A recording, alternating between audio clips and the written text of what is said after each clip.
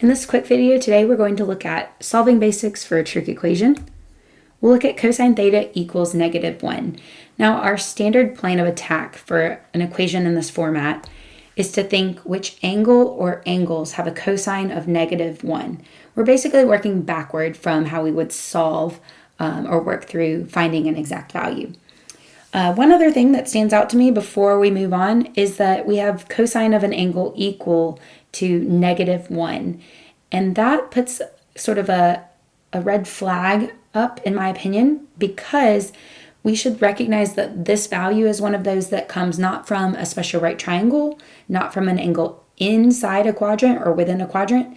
It actually comes from what we call a quadrantal, or an angle that has its terminal side on an axis. That's the only place we're going to find cosine theta equal to a +1, a -1, 0. And so we should focus and simplify our method knowing that. All right, so here's our typical method, but we're going to make a few adjustments here.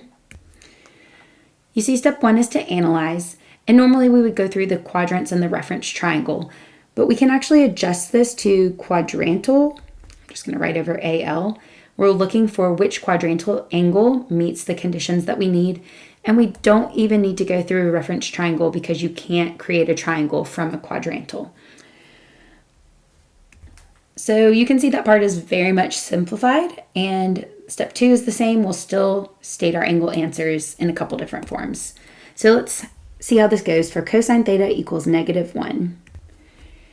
Now, to do our analysis here for our first step, we need to recall that on the unit circle, the cosine of an angle is going to be the x-coordinate of the corresponding ordered pair. So we're looking for horizontal movement that will get us 1 unit in the negative direction, the negative horizontal direction, so left. A quick note, do remember that the unit circle's radius is 1. Okay, so we have to move horizontally 1 unit to the left from the origin here. There's only one angle that would satisfy that, moving 1 unit to the left right here. It is this angle's terminal side. There's no other angle that we can get on the unit circle where we would move 1 unit horizontally to the left. So this is our only angle answer, and we're ready for step 2. Let's go ahead and name this. So let's first solve this saying we want our answers to be on the interval from 0 to 2 pi, or on the unit circle.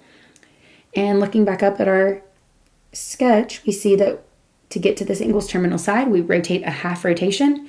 And from our unit circle knowledge, we know that angle must be pi. If you want, substitute it back in to double check. Cosine of pi is -1. That's sort of how we check our answers here using our knowledge of exact values. Okay, so that's your solution if you want your solution on just the interval from 0 to 2 pi.